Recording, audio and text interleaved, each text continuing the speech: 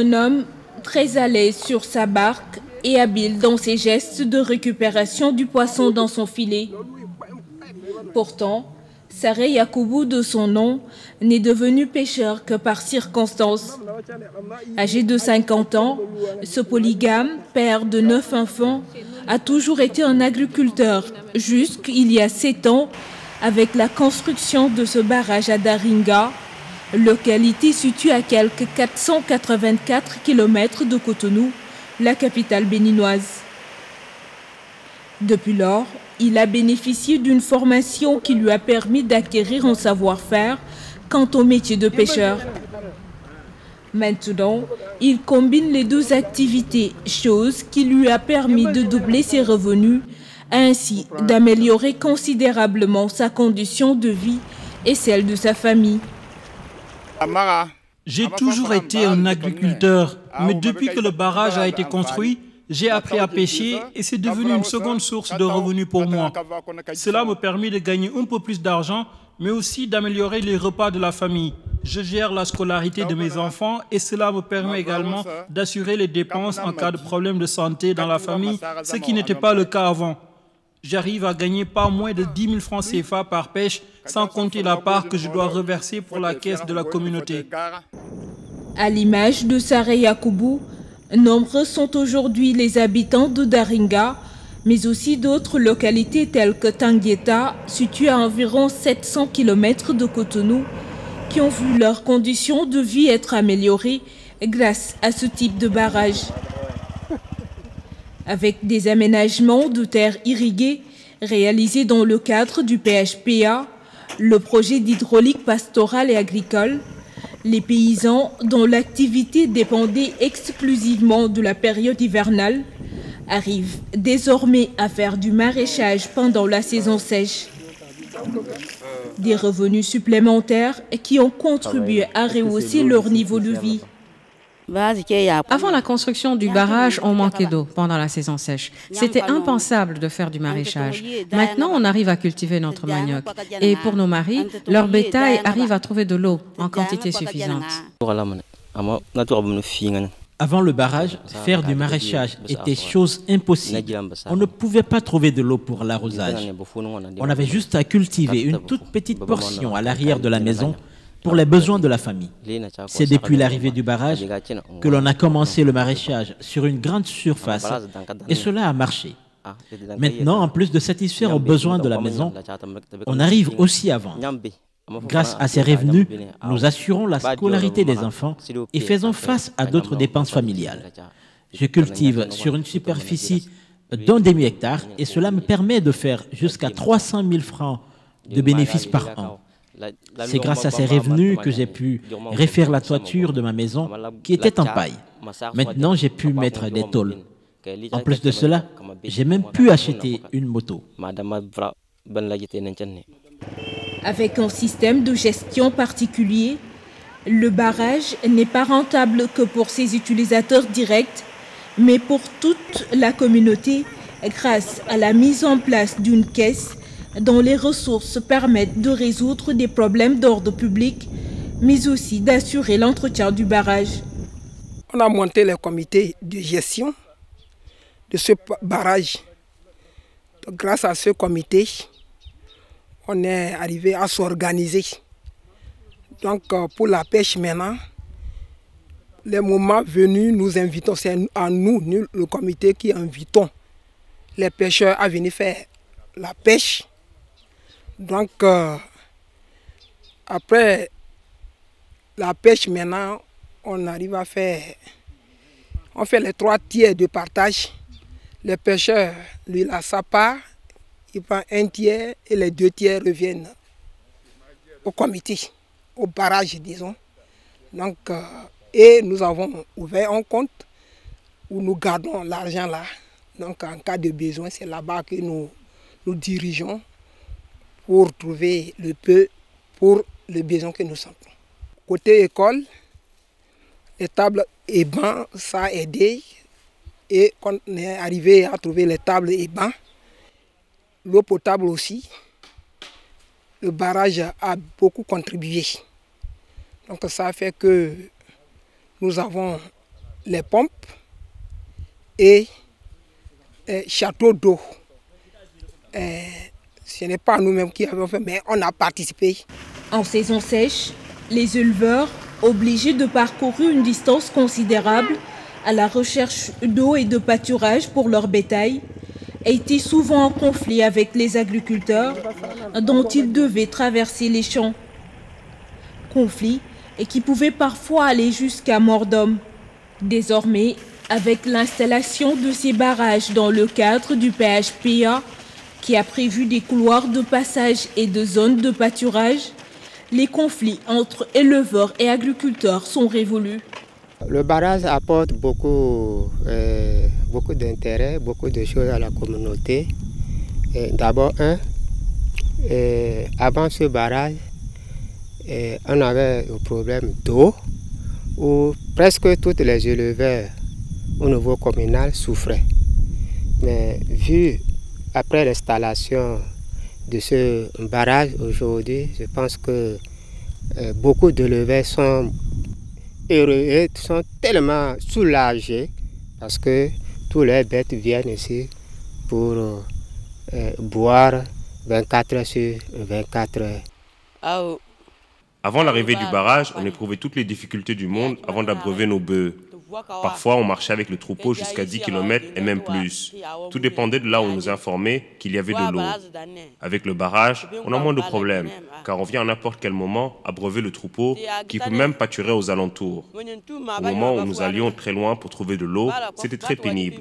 Il fallait traverser certains champs et dès que certains agriculteurs nous apercevaient, ils nous pourchassaient en nous accusant d'être à l'origine des dégâts dans leurs champs. Ces barrages, au nombre de 8, ont été réalisés sur tout le territoire béninois dans le cadre du projet d'hydraulique pastorale et agricole. Il est financé par la BOAD, la Banque ouest-africaine de développement, à hauteur de 4 milliards de francs CFA et une contribution du budget national qui s'élève à 634 millions au titre de la prise en charge du coût des travaux et 117 millions à charge des bénéficiaires. Dans le secteur de l'hydraulique, de façon générale, la banque a investi un montant d'environ 40 milliards pour le Bénin, dont 26 milliards pour l'hydraulique urbaine et 14 milliards pour l'hydraulique rurale. Alors, au niveau de l'hydraulique rurale, on a essentiellement deux opérations. On a la présente opération, donc le PHPA, le projet hydraulique pastoral et agricole, donc pour un montant de 4 milliards, et le PDISA, le projet de développement des infrastructures socio-économiques et de sécurité alimentaire pour 10 milliards de francs CFA. Le PHPA est un projet majeur pour l'État du Bénin. C'est un projet qui a pour objectif stratégique de mobiliser les ressources en eau pour les besoins multiples des populations. Alors, l'objectif, on dit global, c'est de pouvoir réduire la pauvreté par donc des actions de sécurisation des productions agricoles, animales, halieutiques et de façon générale l'amélioration des conditions de vie des populations. Alors, l'objet de ce projet-là, c'est de construire 12 retenues d'eau, donc 12 barrages, d'aménager environ 8 périmètres irrigués de 183 hectares et de construire 10 puits, 10 forages d'eau potable pour les populations. À travers le PHPA, nous avons pu mobiliser près de 2 800 mètres cubes d'eau. Je l'ai dit tantôt, chaque année, on perd près de 13 milliards cubes. Donc, quand on dit mètre cube, 1 mètre cube, vous connaissez bien les femmes, ça fait près de 35 bassines. 35 bassines fois un certain nombre. Donc, c'est une énorme quantité d'eau qui sont parties. Mais à travers le PHPA, nous avons pu quand même mobiliser une bonne partie. Au Bénin, le potentiel en eau des cours d'eau, excepté les eaux du fleuve Niger, est globalement estimé en moyenne à 13 milliards de mètres cubes par an. Cependant, l'utilisation actuelle de ces eaux est très peu significative et ne représente que 2% de ce volume. Toutefois, les projections de développement de l'irrigation au Bénin prévoient un accroissement de la demande en eau pour les prochaines années. Depuis 1998, l'État a choisi la gestion intégrée des ressources en eau. Donc, une stratégie qui permet de savoir quelle est la ressource, comment la mobiliser et qui sont ceux qui en ont besoin et comment leur en donner. Ça nous amène dans ce que nous appelons la priorisation. Quand l'eau est mobilisée, il faudra maintenant faire la priorisation, savoir qui doit prendre au premier et quelle quantité. Si les gens ont soif, vous ne pouvez pas dire que vous voulez laver le véhicule. Ce n'est pas la même chose.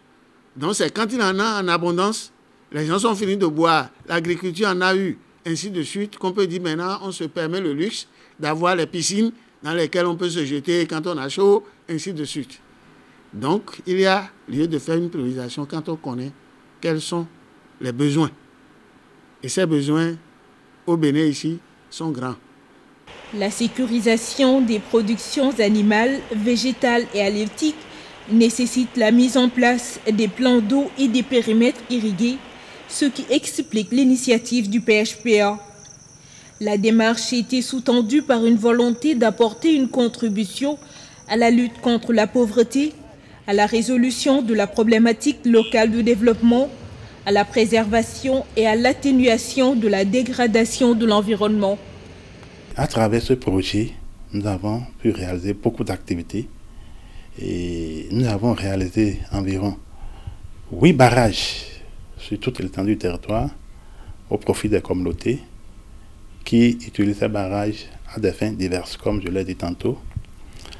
Et à travers ces barrages, c'est des barrages à but multiples dont nous arrivons à développer l'élevage. Et en termes de production, ça a augmenté en termes de production de viande dans tout le Bénin. En termes de pisciculture, nous arrivons à mettre de poissons, d'alevins dans ces plans d'eau et à augmenter le nombre de tonnages. Donc par an, nous produisons environ 5,5 tonnes de poissons sur ces différents barrages. Ceci a augmenté aussi l'apport en protéines de nos populations. Et ensuite, en termes de maraîchage, nous produisons environ près de 400 tonnes, ce qui est important. Et c'est plus les femmes qui sont associées à ces activités de maraîchage. Vous voyez le rôle que joue la femme dans l'économie locale. Donc à travers ce projet, nous avons pu quand même inverser un peu les tendances, assurer la sécurité alimentaire et de réduire la pauvreté au niveau des communautés. Face à la complexité et l'interférence des différents facteurs, le programme d'hydraulique pastorale et agricole a adopté une approche dite intervention intégrée prioritaire qui consiste à identifier des zones d'intervention pour lesquelles le projet envisage d'intervenir. On a 8 sites qui ont été identifiés pour abriter ce projet dans 5 départements. 5 départements donc, qui sont la Takora, la Libori, le Donga, les Collines et le Koufou.